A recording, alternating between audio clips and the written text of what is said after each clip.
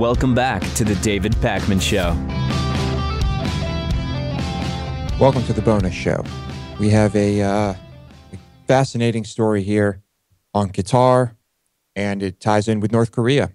More nonsense and bullshit and disaster in Qatar around the 2022 World Cup.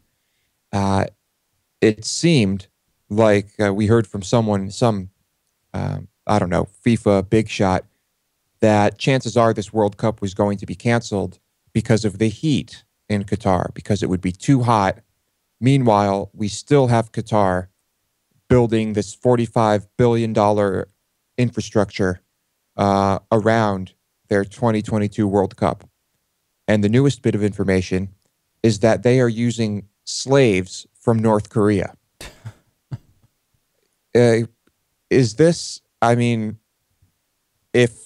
if you didn't know about Qatar before this, and if you knew nothing about Qatar, nothing about North Korea, and you saw this as a headline, wouldn't you just assume that it was a fake article? You would assume it was a fake article, or that if it's true, of course, on the day that information leaks, the World Cup is officially not in Qatar anymore, period. That's what you would assume. That would be the logical thing. That would be the logical reaction. We knew about slave labor in Qatar, though, right? I mean, every time we talked about this, we talked about it being a slave state.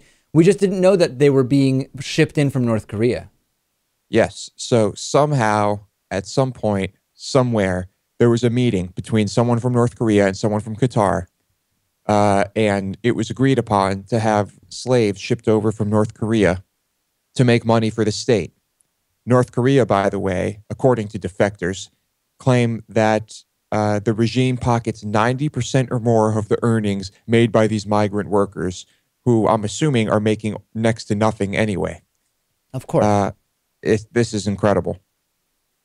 They need to just say, we are not doing the World Cup in Qatar, period. This was a bad idea from the get-go. I've opposed it from the get-go.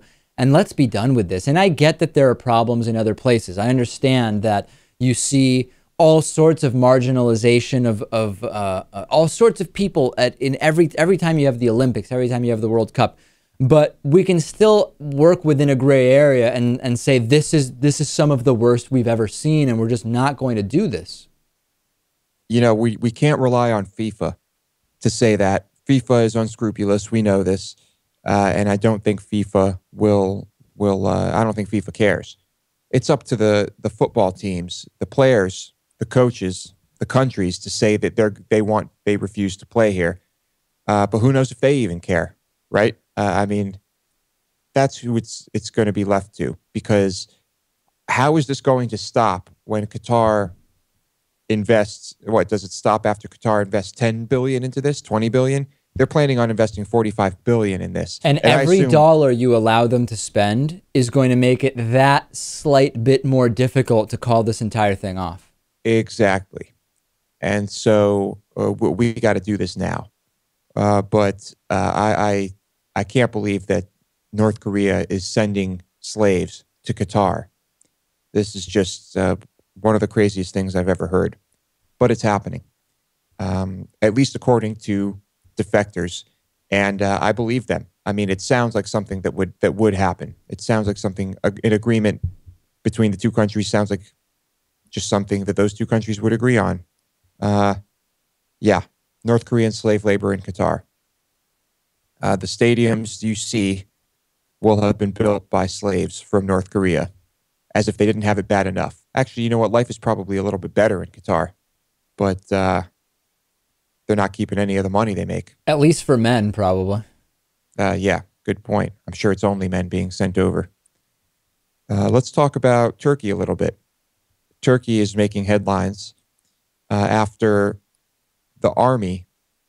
They've just forbid their army officers from watching Game of Thrones. Why?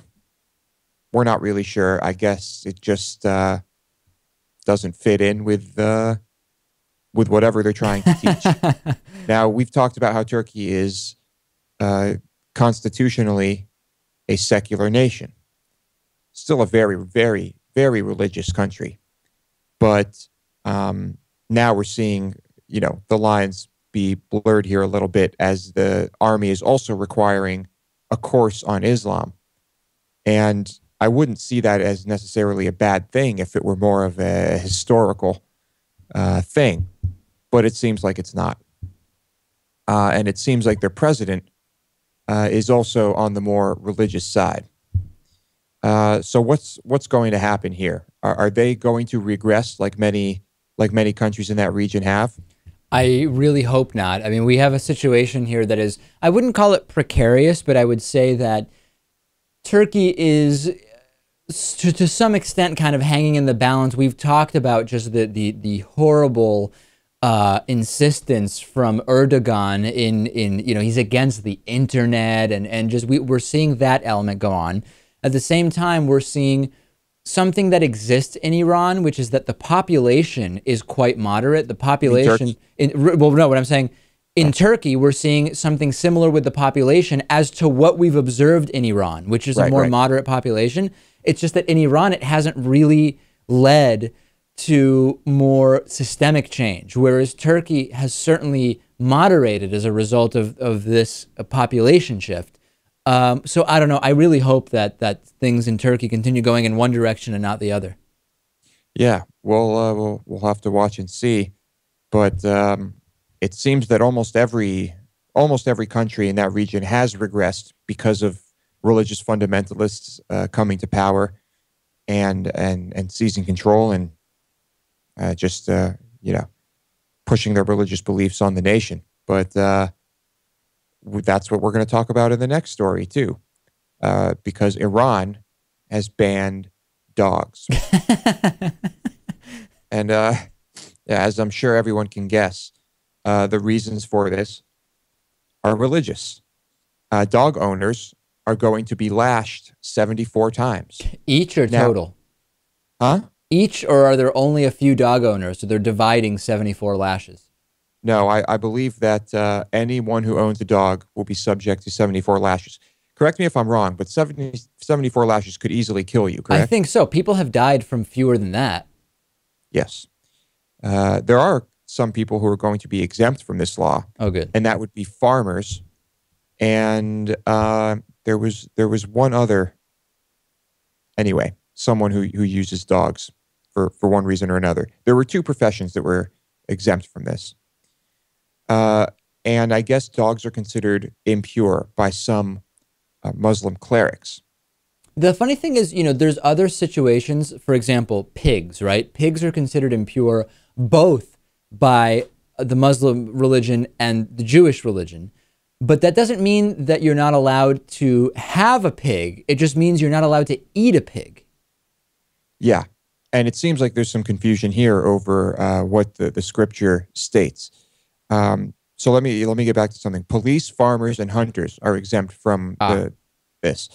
The bill appeared weeks after there was a dog patting event in Malaysia that caused outrage.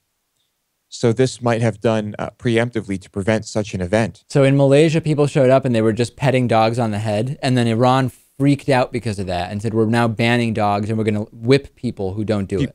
People in Malaysia freaked out because of it too. Right. And so, some Muslims believe dogs are impure.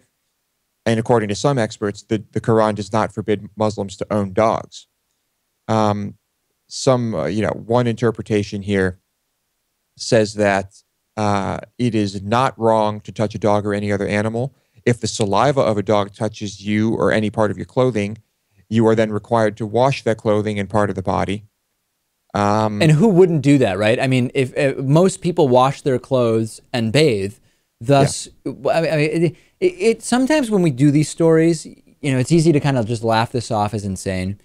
But I feel like I need to make more of an effort to be really in touch with the extreme nature of what is being said here and what is being done and where energy is going into in terms of legislation, because this is truly, if aliens came here and they started to understand our society, you would think they would look at these instances of lunacy and say, what is wrong with you people? Truly, is this an illness of some kind that says you need to ban dogs because of this reason? I hope at the very least they would see something. They would see themselves before they were, more civilized.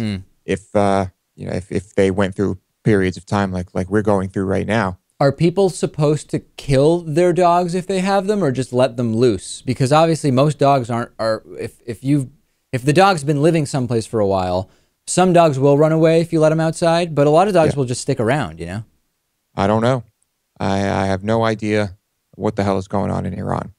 But these Islamic scholars say that the Quran actually says that it is wrong to keep a dog or any other animal on a short lead for long periods of time without food, water, and shelter. It seems like the Quran is saying that it's wrong to be cruel to dogs, and that if it drools on you, you're supposed to clean yourself. So it seems like there's some confusion here. I'll say. Yeah, as usual with religious texts. But crazy stuff in Iran. You're not even allowed to have a dog now. And if you do, you could die. But somehow there are exceptions for police, farmers, and hunters. I don't know how there are exceptions in religious texts, but we seem to always find them. David, anything to add? No, just calendars. They're still available. Keep them going. We're sending them out as fast as we're getting them. DavidPakman.com/calendar members 15 for the member discount price. If you want to switch your monthly membership to a yearly one and get a free calendar, then you go to DavidPakman.com/calendar 15. All right. Sounds good. Thank you for listening to me rant about all sorts of crazy things happening all over the world. I enjoy it.